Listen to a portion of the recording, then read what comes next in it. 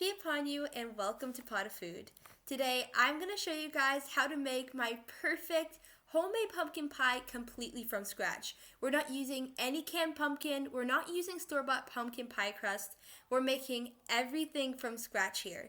And plus a little spin on this recipe, I'm actually making it without any sugar and no condensed milk and without a food processor. So if you guys are really interested and want to see how I do this, then make sure you stick along to see the whole video.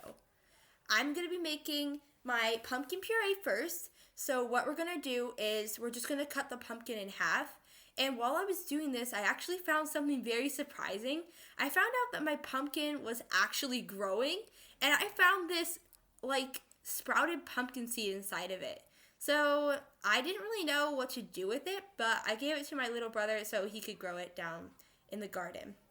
So moving on, what we're going to actually want to do is we're going to take a spoon and we're going to scrape out all the pulp and the seeds from inside of the pumpkin. You guys can actually eat the pumpkin seeds if you want. To do that, you just have to wash the pumpkin seeds and then you can toast them until they're nice and golden. So I'm just going to put them aside for now, and then we're going to get back to work on the pumpkin itself. If you guys are new to my channel, welcome. My name is Leah, and I make healthy desserts that are sweetened with just a simple fruit called a date. If you guys like that kind of thing and you're trying to eat healthier, definitely stick around and subscribe to my channel.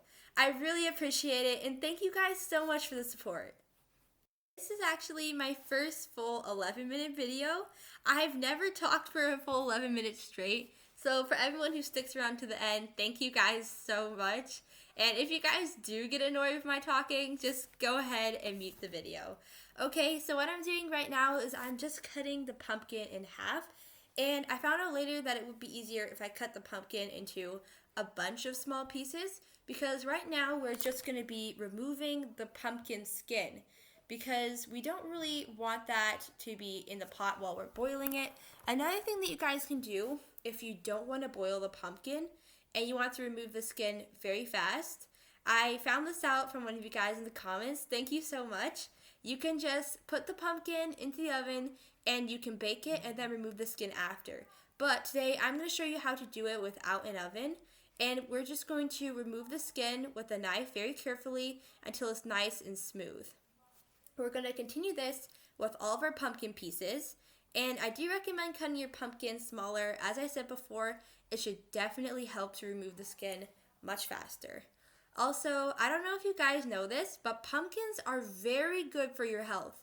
So if you guys want to figure out all the amazing benefits of pumpkin, I will link my cute and adorable recipe cards and nutrition facts in the description box. You can check that out on my store. They're very cute and it has nice recipe cards with detailed instructions so that you guys can make this recipe in a flash. If you want to check that out, definitely click the link in the description box. Okay, right now I'm just cutting the pumpkin into nice chunks, small cubes, and I'm going to do the same thing with all my pumpkin just to help it to boil a lot quicker and to get the job done faster. Chopping up this pumpkin, I would like to know, what is your guys' favorite thing to make with pumpkin? Are you a fan of pumpkin pie, or do you just make it because it's tradition? Let me know in the comments and I would love to hear from you guys. Also, are you interested in making pumpkin pie from scratch? Have you ever done it before? Let me know, I'm very curious and I would love to hear from you guys. Finished up chopping up all this pumpkin. Now I'm just going to set this aside real quick, and I'm going to show you guys what to do with these pumpkin seeds in case you guys want to see that. I just washed them real quick, so now I don't have any more of those pumpkin bits stuck. And now I'm just going to get out a nice tray and toast them until they're nice and golden. Okay, back to the pumpkin. I got out a pressure cooker, and now I'm adding in about 8 cups of water, and I'm going to add in half of a whole pumpkin. I cut up half the pumpkin and I'm going to add all of that into this water. You don't want to add too much water into the pressure cooker, otherwise the pumpkin will absorb a lot of that. So we're just going to stick to 8 cups and we're going to add in all of our chopped pumpkin. Once you're done adding your pumpkin, then we're just going to put on the pressure cooker lid and we're going to cook it for about 30 minutes. To check if it's cooked, you guys can take a fork and poke it into the pumpkin as soon as it's done. And if it's soft and very mushy, then that means that your pumpkin is ready. We're just going to say goodbye to our pumpkin, and we're going to come back and check on it after 30 minutes. Okay, it's been 30 minutes and I've tested the pumpkin. It's perfectly soft and it's ready for the next step. So I'm going to get out a blender and we're just going to add all of our boiled pumpkin into it. And something that I like to do, just to make sure it's 100% pure pumpkin, I just like to press the pumpkin a little bit just in case if any water did get into the pumpkin. And we're just going to dump that out, and you can actually use this in other recipes like bread or if you're making rice, so save that for later. So here's a pumpkin. I'm using a small cute blender just for show, but I did end up blending this in a bigger blender so that all of my pumpkin fit, and that's basically it. You have the most beautiful pumpkin puree ready for your pumpkin pie. Okay, so the next thing we're going to do is we're going to work on our pie crust. So here I have some frozen butter. You can also just chop your butter by hand, but I wanted to make it easier on myself, so I grated my butter. And this is about half a cup of frozen butter. I grated it, but yes, you can chop it. So what we're going to do next is we're going to put our butter aside, and we're going to get out a nice big bowl. The next thing that you're going to want is you're going to want to get 1.5 cups of flour. We're going to add this into our bowl, and then we're going to add in the rest of our dry ingredients. A small pinch of salt. If you guys are liking this video, please make sure that you guys hit the like button down below. And I also heard that YouTube is doing this thing where you get hype points, so if you see that, definitely hype this video if you guys are liking it. Okay, so we're going to mix in the salt very nicely, and then we're going to add in that frozen butter from before, or chopped if you prefer. I was just a little bit lazy. I didn't want to chop the butter because it was very rock hard because it's been frozen. But yes, you can chop it. Now I'm just going to mix it in with a fork, or you can use your hands, but I kind of don't really like the feeling of flour. So for now I'm going to use a fork, and I'll brave it later. Once we're done mixing that in, then we're going to go in with our hands, and we're just going to crumble the flour and butter together. I'm grabbing the flour mixture and I'm just smushing it between my thumbs a little bit just to help the butter to get incorporated very nicely. You don't have to mix the butter in completely. It's good to have a little bit of chunks of butter showing in the flour. That's okay. Once we've got a nice, almost like sandy texture, then we're going to move on and add in a little bit of ice cold water. Here I have a 1/4 cup of ice cold water, but I don't want you guys to add all of it.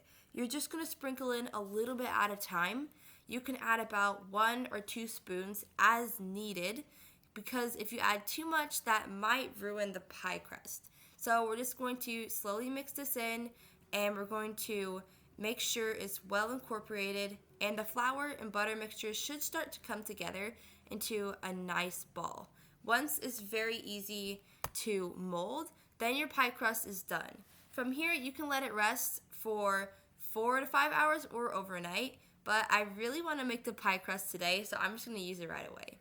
Okay, now we're going to add in to our blender 1/2 cup of date paste.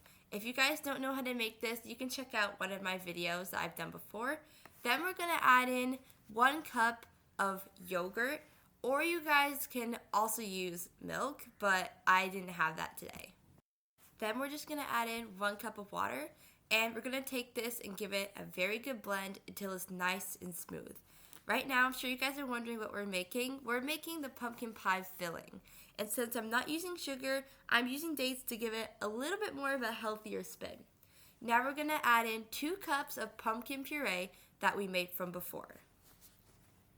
After this, then the next ingredient that we're going to be adding in is our spices. If you have nutmeg, you can also add a teaspoon of nutmeg, but I don't have any, so I'm using some cloves and cinnamon. 1 teaspoon of cinnamon and 1/2 teaspoon of cloves. You can add more cinnamon, which I ended up doing because, come on, cinnamon's great. Then we're going to add in some farm fresh eggs. I have 2 eggs here, and we're just going to crack this into the blender. The next thing that we're going to do is we're going to give this a very good blend, and then we're going to add in, if it's too thick, you can add in half a cup of milk. So that's what I ended up doing, and then that's basically it. Your pie filling is ready. We're going to add this into the pie crust after we poke it first. This just makes sure that the pie crust doesn't like bubble up. So I'm going to poke it all around with a fork very nicely. Then we're just going to fill this completely with the pie filling. After we're done oh my gosh, sorry guys. After we're done filling this with the pumpkin pie filling, then we're going to bake this in the oven. In the oven at 425 degrees for 15 minutes. Then I lowered the temperature to 350 and I baked it for 40 to 45 minutes. Now the pie is ready, but I ended up filming this at night, so the lighting was kind of bad. But trust me, the pumpkin pie was beautiful and so delicious.